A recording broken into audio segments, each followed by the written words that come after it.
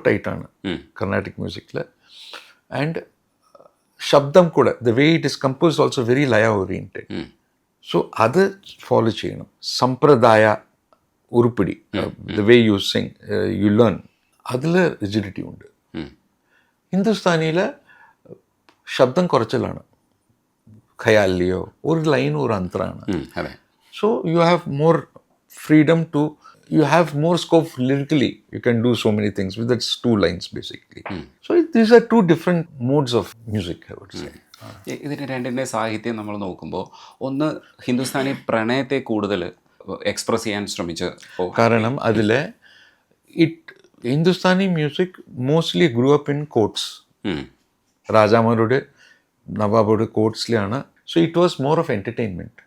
അതിൽ ധ്രുപദ് ഉണ്ട് which is spiritual, അതിൽ ഒരു സെക്ടർ ഉണ്ട് which is spiritual, but basically it is shringar oriented or spiritualism. This rang ഉണ്ട് അത് ജാസ്തി.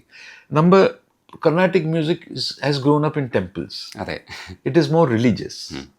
വാതാപിയൊക്കെ ഇപ്പം നമുക്ക് അങ്ങനെ പാടാൻ പറ്റുള്ളൂ.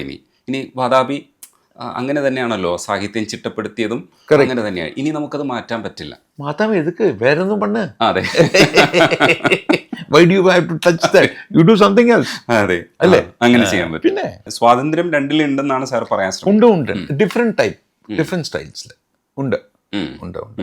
കൽപ്പന രണ്ടത്തിലുണ്ട് ഡെഫിനറ്റ്. ഒരു അത്യാവശ്യം യാത്രയുണ്ടല്ലോ എന്ന് വെച്ചാൽ നമ്മുടെ ഉള്ളിലെ മ്യൂസിക്കുമായിട്ട് നമ്മളിങ്ങനെ നടക്കുന്ന ഒരു ഭയങ്കര ഒരു ലേണിംഗ് സ്റ്റേജ് ഉണ്ട് ശരിക്കും. ഏതാണ് പഠിക്കേണ്ടത് എന്നൊക്കെ വിചാരിച്ചിട്ട് അങ്ങനെ നടക്കുന്നൊരു കാലം, ആ കാലത്ത് എന്തായിരുന്നു മനസ്സിലുണ്ടായിരുന്നു ശരിക്കും? അല്ല, it was passion. Carnatic music കൊണ്ട് എനിക്കിപ്പോൾ ഹിന്ദുസ്ഥാനി കற்றுക്കണം. സോ അതൊന്നുമില്ല, അത് സിംഗിങ് പ്ലേ ബാക്ക് സിംഗർ ആണമോ അവിടെ ഒന്നും ആഗ്രഹമുണ്ടില്ല. അത് took shape after 4 years during 76, 77 it took shape. ഒരു കോമ്പറ്റീഷൻ, സൂർസിംഗാർ സംസദ് കോമ്പറ്റീഷനിൽ ഐ ഗോട്ട് എ പ്രൈസ്. അവിടെ നിന്ന് ഫസ്റ്റ് ഫിലിം കിട്ടി, ഗമൻ. അവിടെ നിന്ന് തുടങ്ങി. ഇനിയിപ്പോൾ മനസ്സിനകത്ത് കുറേ ആഗ്രഹങ്ങളുണ്ടാവും. ഇപ്പോൾ ഞാൻ എൻ്റെ സൺ അക്ഷയ് ഹരിഹരൻ, അതെ, അവിടെ I'm doing, he is a producer of trance music and EDM, electronic dance music. അവർ കൂടെ ഒരു കുറച്ച് പാട്ടുകൾ ചെയ്തിട്ടുണ്ട്. അക്ഷയാണോ മൂത്തത്? മൂത്തത് ഇളത് കരൺ. ആക്ടിങ് ആണ്. നന്നായി പോകുന്നുണ്ട്. യെസ്. അയാൾക്ക് മ്യൂസിക് താല്പര്യമില്ല? ഉണ്ട്. അത് പിയാനോ വായിക്കും, പാടും, എല്ലാവരും പാടുക. അവർക്ക് അഡ്വൈസ് ഒക്കെ സാർ കൊടുക്കാറുണ്ടോ? എന്താ പറയുക? പിന്നെ കൊടുക്കും. Because but I give them the freedom to decide. They are all grown up അല്ലേ? അല്ല, പക്ഷെ എന്തെങ്കിലും ലെസൺസ് കൊടുക്കുമോ സാർ? എങ്ങനെ യൂട്യൂബ് ചെയ്ത് കൊടുക്കുക, ഈ ലെസൺ നോക്ക് എന്നൊക്കെ പറഞ്ഞിട്ട് അങ്ങനെ പഠിപ്പിക്കില്ല? അവർ സ്വയം പഠിച്ചോട്ടെ? അല്ലല്ല, they learn. He's a pianist. He's not singers like singer. Even Akshay, he sings. He's recorded 3-4 songs and all that, and he sings with me. But basically, he's trained himself as a producer and പാട്ട് പാടും. And Karan is an actor and he sings also. Sing is a natural singer. Sir ഇപ്പോൾ കുറേ ജോണേഴ്സിൽ ചെയ്തിട്ടുണ്ട്. ഇപ്പോഴത്തെ ഇന്ത്യയിലെ independent മ്യൂസിക്കിനെ കുറിച്ചുള്ള സാറിൻ്റെ comment കൂടെ പറയും. 90s there was a movement. 96 when colonial came, there was so many people who did alternative music, basically non-filmy music. Ipo basic music is becoming very, very independent music is becoming very strong because of YouTube also. Because everybody does their songs and put in the YouTube. They have a platform basically, which is very good. Haris ജയരാജിനെ കുറിച്ച് നമ്മളൊന്നും പറഞ്ഞില്ല. He's given me some beautiful songs.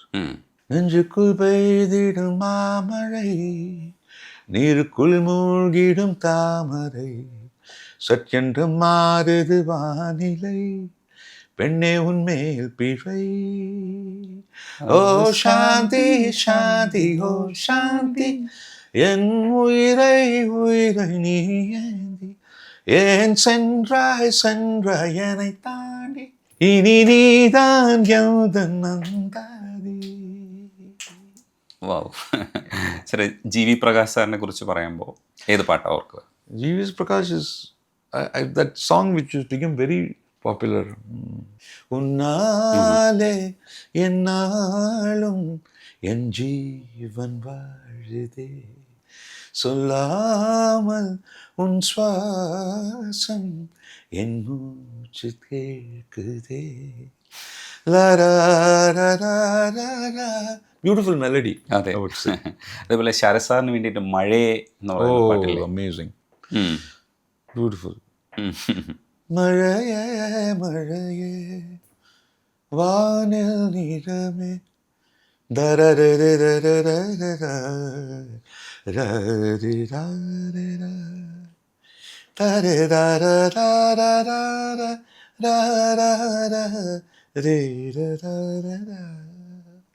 Beautiful movement. Sharath is amazing.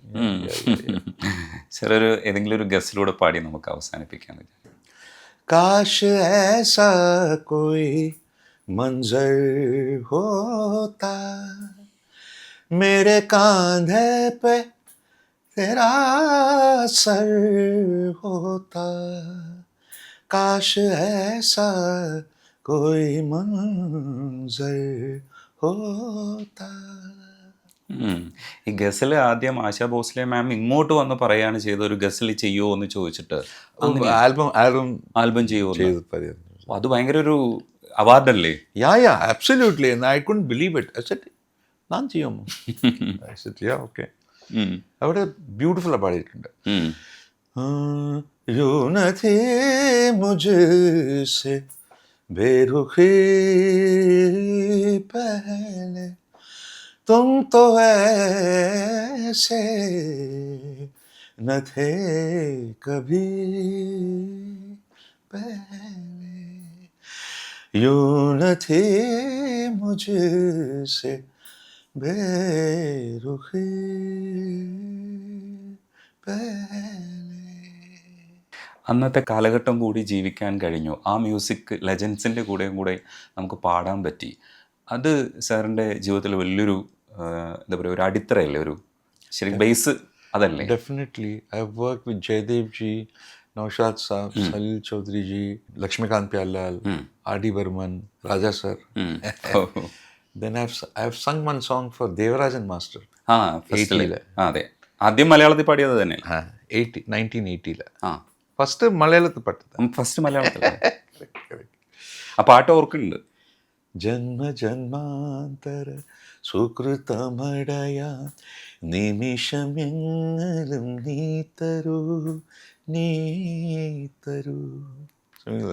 ഒത്തിരി ലെജൻസിനെ കണ്ടിട്ടുള്ള ആളായതുകൊണ്ട് ഞാൻ ചോദിക്കാം, ദേവരാജ മാസ്റ്ററെ കുറിച്ച് ഒരു കമന്റ്. Very simple man. ഓയ്യോ, he is such a sweet man. Musical knowledge very amazing, amazing, very very precise musical knowledge. നമുക്ക് അങ്ങനെ ഒരു മാസ്റ്ററെ കിട്ടിയതിൽ അഭിമാനിക്കാം. പിന്നെ സാറ് തുള്ളാതെ മനം തുള്ളില്ലേ, തൊടു നിന്നവയല്ലേ, തൊടു തൊടു നിന്നവേ വനവിലങ്ക് ദൂരത്തിലടിക്കുന്ന. I've heard this.